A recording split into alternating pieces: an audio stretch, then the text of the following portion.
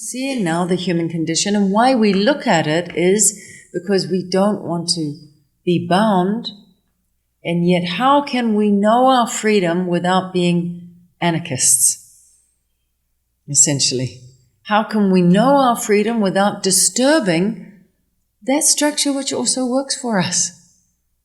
It works for us to wear clothes and to socialize and do that which ordinary human beings do. So can you see now? I'm not saying you have to break the structure. I'm saying you have to see the structure for what it is. And know that there is a more subtle state, a more matured consciousness that is actually so subtle that it is not bound anywhere. Not bound in the animal, although sees the animal nature. Not bound in the human, although sees and respects the human nature, the human condition. So the question was about the disturbance that comes in one's mind when they see someone else exploiting another human being, deceiving them, and getting them to feel subordinate to them. It is human nature to exploit each other, which is why, and to deceive in order to exploit. And depending on how clever one is, depends on how subtle their exploitation is. But are not husbands and wives exploiting and deceiving each other also? To a certain degree, or at certain times? So I don't see it belonging to this phenomena that we observe.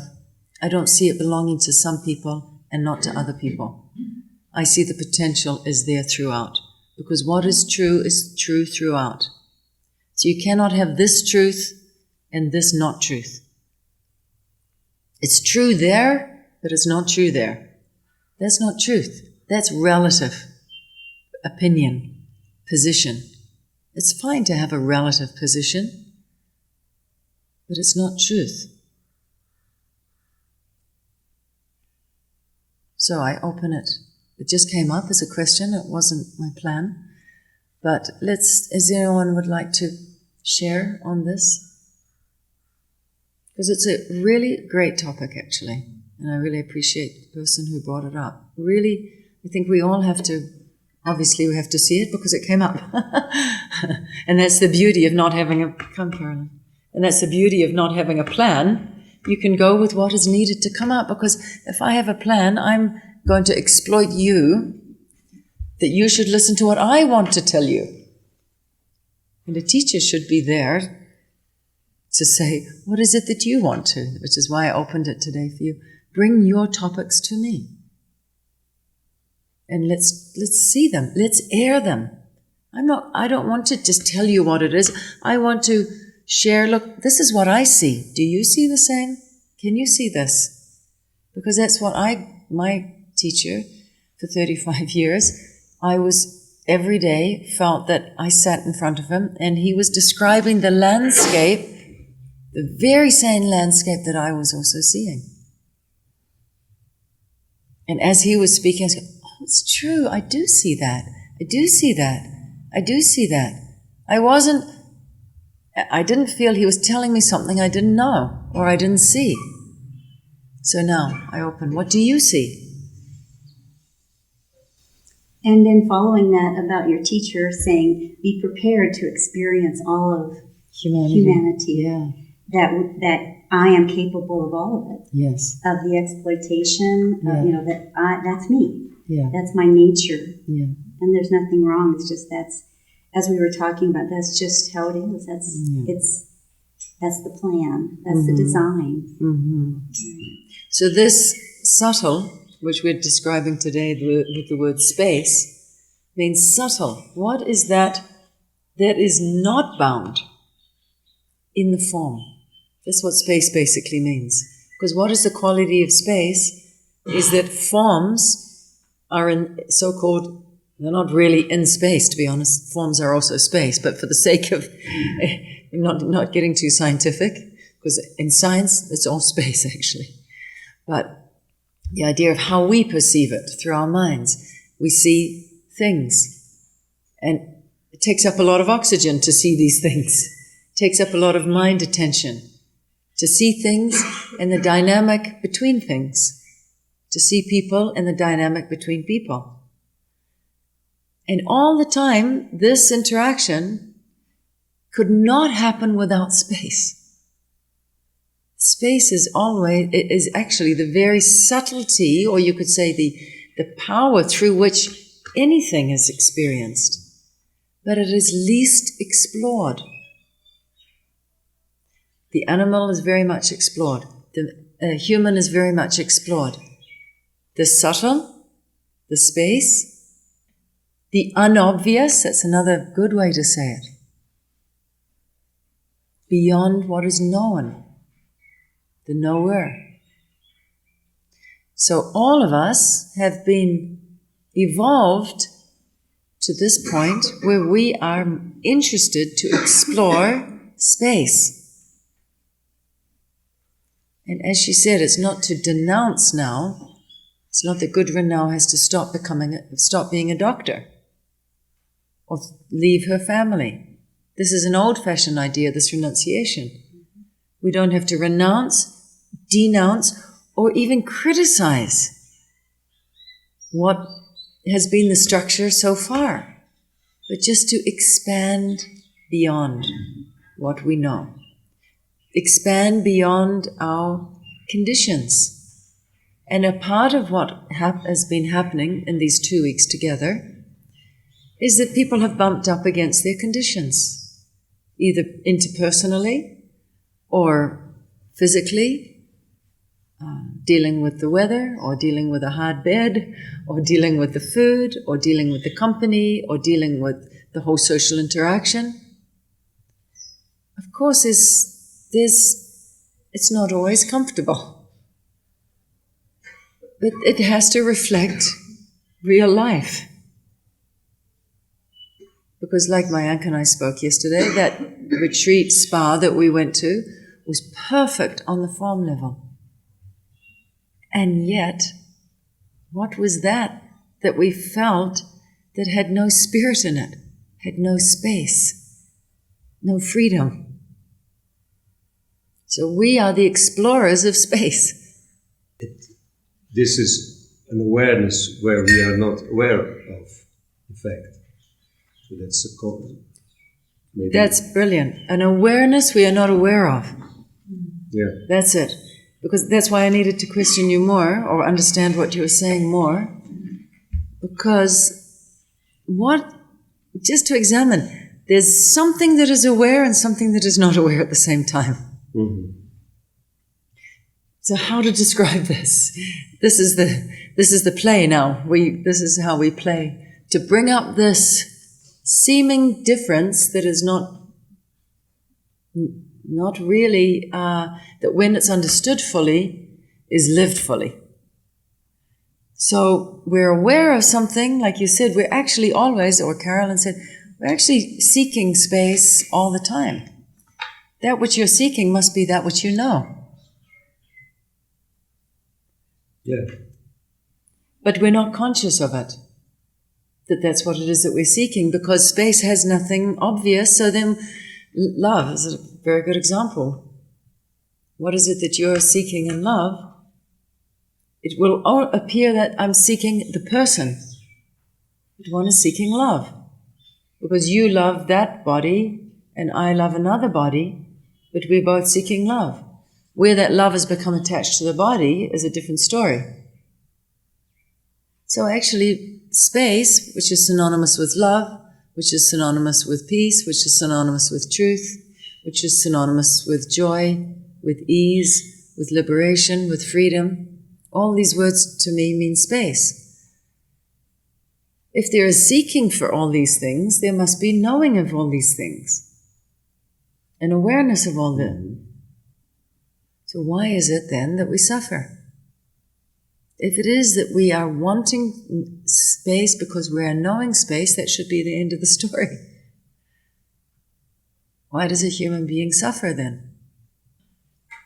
in only recognizing forms that are in a dualistic realm, we're not recognizing that these forms are an expression of space as opposed to something separate from space.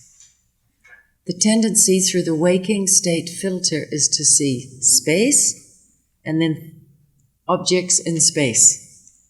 Mm-hmm. To see the all-permeatingness of space, even though science has actually proved it in the famous formula, E equals mc squared, that energy and matter are one and the same. The most respected, renowned scientist who was revered for this formula, so elegantly simple, and yet we don't know how to apply that formula. Even maybe he didn't know how to apply that formula to be free from suffering. It's a fantastic study. What are the qualities of space? Even physical space, not just space as we use it, I need space, is that I can put my hand through it. And I can grab like this and pull it, and I haven't decreased space. I haven't grabbed a piece of it, and now, scientists suddenly go, it's space minus one fist of space. What is that phenomenal substance or truth or reality that no matter what you do to it, it doesn't increase or decrease? Space, energy, another way to say it, as scientists have proved, cannot be made, cannot be destroyed, it can only be transformed. So what is body? Transformation of energy. So knowing this science, knowing this Sankhya, the nature of the whole manifestation is nothing other than space. Then knowing this, how do we now use this knowledge, this science, this observation, this perception that we can all hopefully be on the same page to see? How can we now make this, how can we use this knowledge to not suffer? Because that's always your cornerstone of inquiry. Why do we inquire? Why do we meditate? Why do we do satsang? Because we don't want to suffer. And we need not suffer because it is not our true nature. So space, awareness of space, and the reality of space become one. But physical space and space, like we use the word, it's, of course, it's one, but is it one? Like it's an analogy. Yeah. Because physical space is still an element. Yeah. But it's the closest we can use to understand something which, no matter what is created, what sustains, what plays out, and what destroys, space remains ever the same, never increased, never decreased. So now let's say instead of space, truth, or freedom, or love, and apply the same knowledge. Love, no matter what form it expresses that love, love remains ever the same, not increased, not decreased. What do we experience when we think that love comes from the form? Her love increases or decreases for me. And now I have to impress my love, my form of love, in order to not suffer with what is not the knowledge that does not sit with us well. That I can be increased and decreased. My value, my love can be made less. Human beings do not want, no matter how many constitutions they write up, to try and bring the equality of human beings, to bring the oneness and respect of human beings. They still cannot quite get it through the constitution, through the laws, that what love is one, because human beings in that system are suffering, feeling unloved, or struggling to maintain a love, or striving to get a love, striving for freedom, struggling not to lose freedom that they may have gained through maybe certain wealth or a status that provided a certain freedom. Now you have to maintain that. So maintaining the form is a struggle. So when we recognize the fruitlessness of all other means through which we have tried to bring oneness, equality, evenness, oneness, that my love shouldn't be put up or down, that a guru should not be put up or down, how can I now, this is where the point we're all at. Okay, let me not rely on the systems that haven't worked. What is that knowledge that will work for me to know what truly is one and the same? So it's recommended now, because it's beyond the measurable world, beyond the formal world, or more subtle than this formed world. We seek the help of images and of revelations to start to bend the mind now, to become more flexible, to go beyond our comfortable conditions, without having to break anything. Expand. What is most beautiful about space? Of all the elements, it's the most expanded. Earth is the grossest element. It's not easy to expand. Water is more subtle. It has more fluidity. It's freer. It's more less formed. Fire, also more subtle. You can even put your hand through fire, not for long, but you can. Where is the form? It's lighter, more subtle, thereby also more powerful. As from gross to subtle comes more power. Air, can't see it, but it's indicated by the forms that you see are moved. Similarly, space, we can't see it, it's more powerful.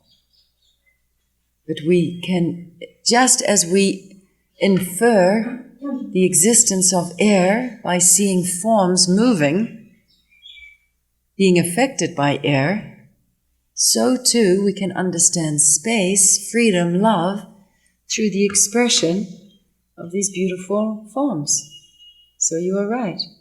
Accepting the beautiful nature of duality. So now we've come full circle from examining what we are not bound to. We have started to come now, what is the most beautiful quality of space besides it can never be increased, it can never be decreased? It's all-encompassing, all-permeating. And every atom is what? 99.99999% space. As people are asking questions, watch your reactions inside. It's always healthy. Because it's not, as we've said before, this is a good exercise of space. Are you seeing penny, form, with a formulated view? Against your body with a formulated view. Are two forms interacting? Liking or not liking is something after that. So regardless of your liking or your not liking, watch how you are making yourself a form in relation to another form. Just watch the mechanism. It's automatic. It's not wrong. It will be there. It is there. It has to be there. Who's watching that is space. Who's knowing that phenomena is the ever-existing, pre-existing space. So make that your exercise as we spend the next half hour answering or exploring questions. What's interesting about it is we have to do this practice in our own minds. And that's why today I want it to be a day of you writing your questions. Because I found in understanding what is my question, the answer actually is in the question. In understanding the whole human existence as I try and describe the landscape of that, then the answer is sitting right there. It's not like I see all of this, now I have to go and find the answer. The very answer is in the question there, in who is seeing, who is knowing. So transcendence can be very misunderstood, and I don't use that word so much because of its connotation that there is a thing and then something you have to leave.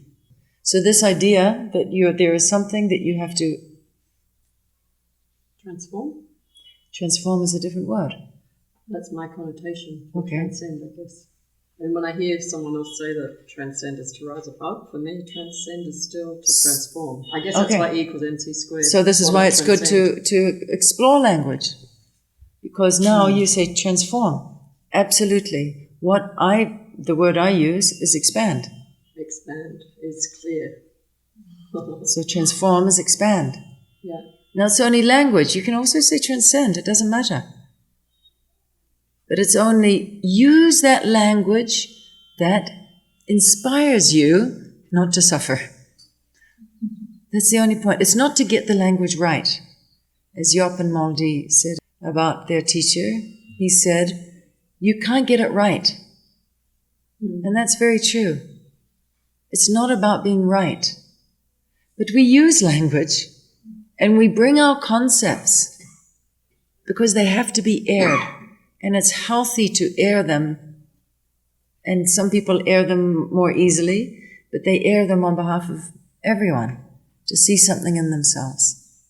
To me, being trapped in the gross, which means trapped in the rigidity, the fixity, the identification, I am body only. I am relation-oriented only. That to me is the rigidity. So transcend means know that which is more subtle.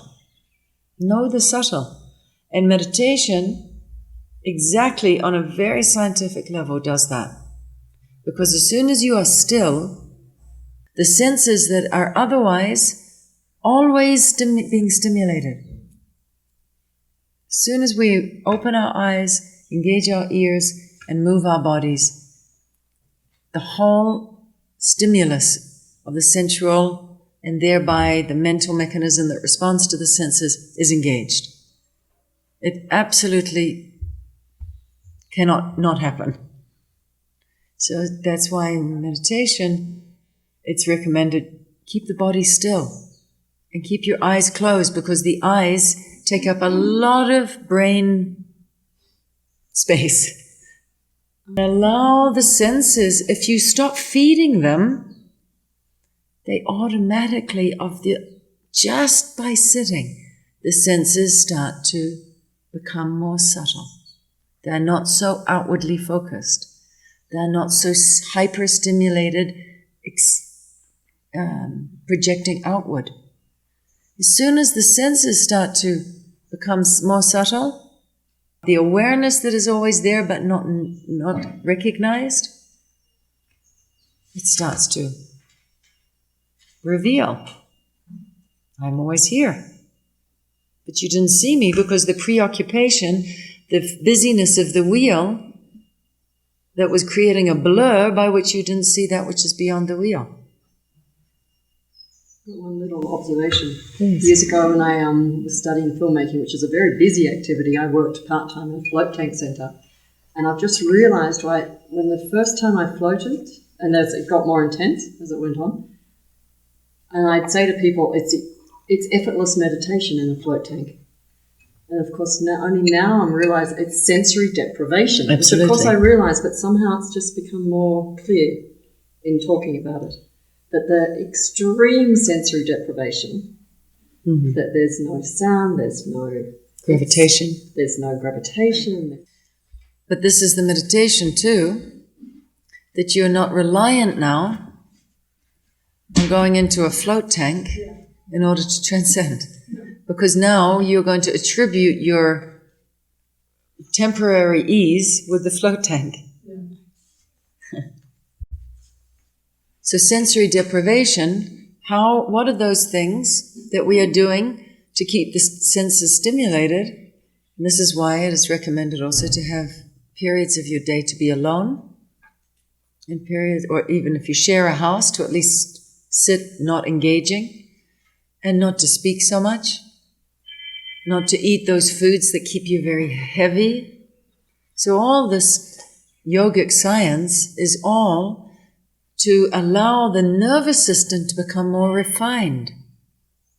How can you perceive something so refined as space, truth, freedom as space, if the instrument through which you perceive it is very gross? So those activities that you do, although you have to move and be engaged, but be mindful, what are those activities I'm doing that is hyper-stimulating the nervous system for no effect, just to be involved? And what are those activities which lead more to a refined environment in your system, where transcendence, transformation, expansion, evolution is nurtured? Yeah, that my question was sparked earlier when we were talking about the experience of space, and now you're coming back to it, that we can actually refine the nervous system so that we can experience it. Because for me, when I was looking at the struggle, it comes with, on one level, really knowing that I'm pure awareness. And at the same time, being in a system that gets so agitated and so it feels so needy, and it doesn't feel free and ever loving and ever peaceful. So that contradiction of it can bring struggle. It doesn't always. I think also, but potentially.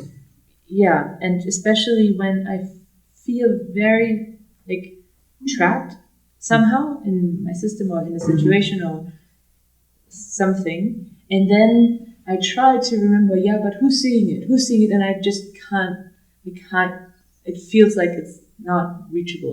Like it doesn't do anything to that current suffering. Then. Yeah, because you're wanting to see it as an object, and you being the subject. And that's I feel like that's the struggle, that I want this purity to translate into my gross experience and to be there all the time because it's all permeating.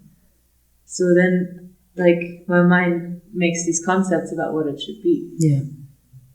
And then I struggled. So when you observe struggle and you know that you want to end struggle, you don't want to remain bound in struggle, the means, who is seeing it, is not in order to actually see yourself as an object. You're not going to, but it's to create any means that works for you. If it works for you, you need to give it a little time. There's no switch. So it's not like, I'm recognizing the struggle. Liberation. Where's that switch? I got to switch to my liberation state. It needs, because remember when I said about the wheel. Now, if you have the wheel on an axis, but it's not touching the ground, let's say you're holding, at the fair, you get those wheels and they're on a kind of stick, and you spin the wheel. And it's the momentum is keeping the wheel spun. That's all the sensory input. confirming all the conditioning that you are in your body, you are in your mind, you are in your body, you are in your mind, in relation to other minds, different from you, separate from you, what you need, what you don't need. Everything is spinning that wheel. And there's a blur, even though they've only got maybe 4 blades, and there's maybe a red, a yellow, and a blue. When you do this, it just turns into a blur of color. It's a blur. Nothing is clear. Now I stop spinning it. The wheel keeps spinning for some time.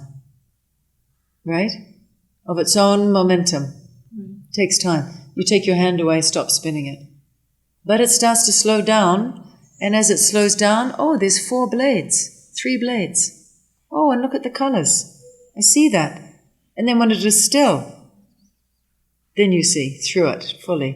But you couldn't see through it when it was moving and when it was blurry.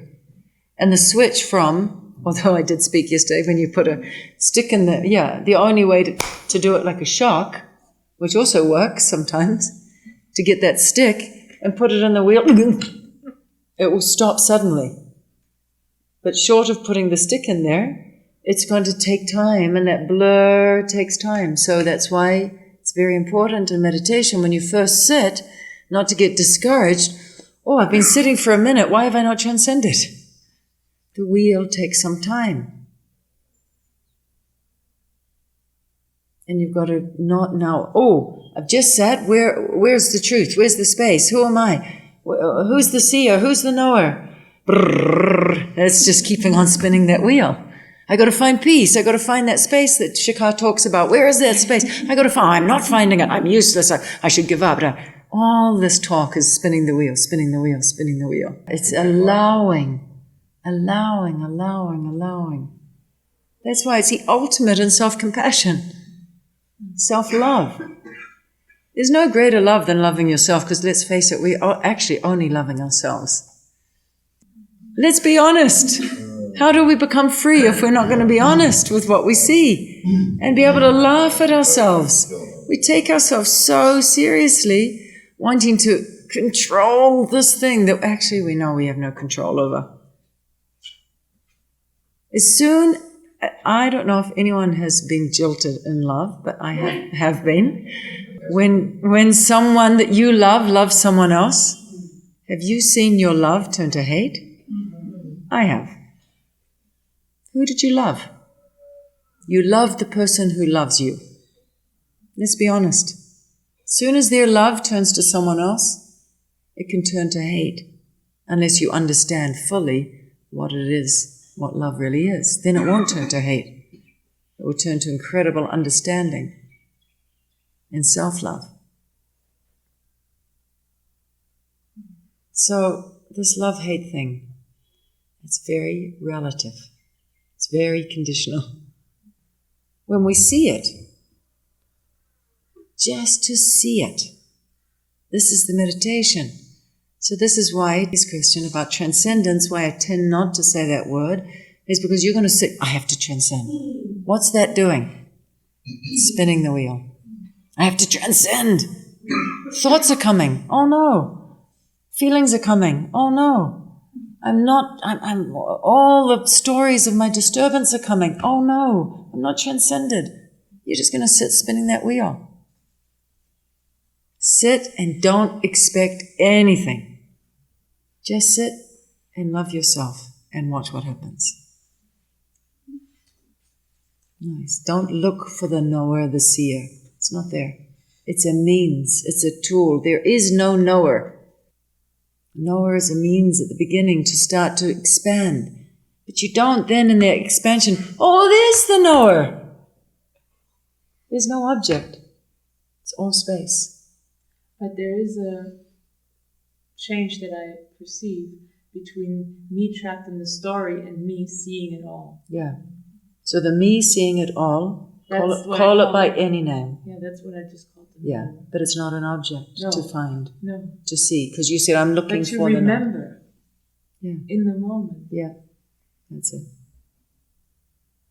But But you said, I'm looking for, who am I? I'm looking for that. I'm only pointing not to the language that you use, but pointing to looking for something that is not there.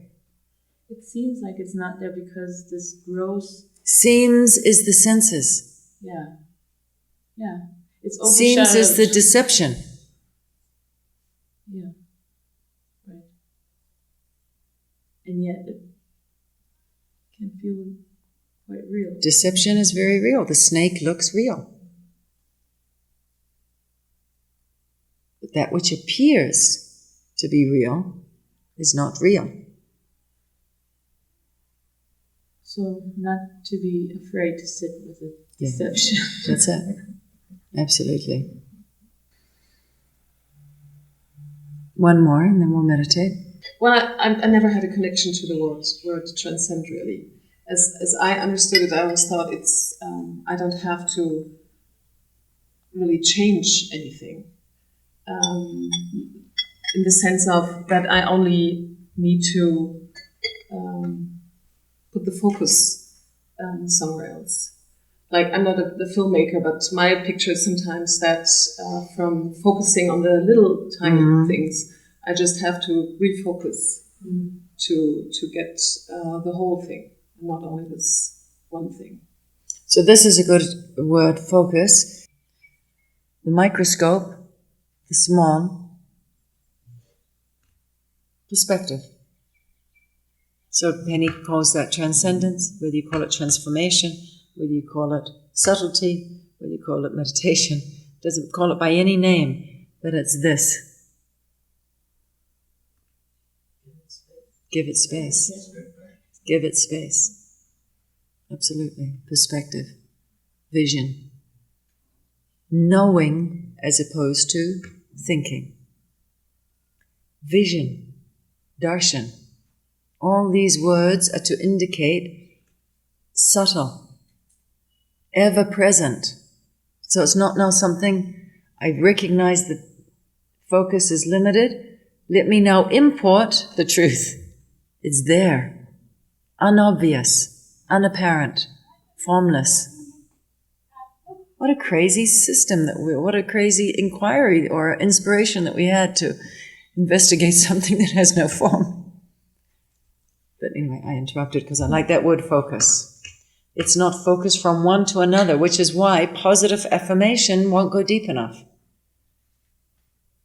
Or looking a lot of these kind of slogan-y type things on Facebook, so-called spiritual slogans that say, don't judge. What is don't judge? It's the opposite to judging. So you're going to bounce back. What is a more healthy or more, I find, efficient way or a direct route to liberation? What is the nature of judging? Yeah, I see that aspect that judges. I see it. See it to see through it. And what is always that which accompanies what you see? Who am I? Ever free, ever present, ever pure. So I'm free from judgment. I watch judgment. I know on which level judgment exists. On the form level only. On the ideas level. I'm not bound to the forms and ideas. So this practice, this is to me transcendence. Again and again. So then, eyes open, eyes closed. It's the same process. Only with eyes closed, it's easier to see it. To see it, to see through it. You're less deceived and distracted by the small, the involved, the conditions, the suitabilities, preferences. But also how hard it is, I think, to trust the process, and especially because here we're sitting together and it's such a protected environment, and I feel it's so much easier to connect to it when we're here sitting together and discussing it, and I can always relate to what other people say, and I can totally relate to what Zinja said. But that's the thing that went around in my head this morning, that I thought, okay, what if I go back in the regular life? How hard is it to stay there? Open. Yeah. So how do we now create satsang? And this is the talk for the next session, maybe. What now, coming to the end, so-called, of this bubble, wonderful laboratory that we've all been sitting in, with all kinds of bubblings up of all kinds of potions bubbling up and all kinds of instruments that we've been using and techniques and areas of focus. So now what happens when we're going to go to the bigger laboratory? So maybe that's a good exploration for the next time that we meet. How can we keep this inquiry, this expanded vision alive, lit, while everything the small is going to be calling you to forget, to become confined, to become identified with the small? How do we stay vast? I just want to take a few minutes of meditation, because all talk with no meditation is only half of the story. As soon as you close your eyes, it is meditation. It is transcendence.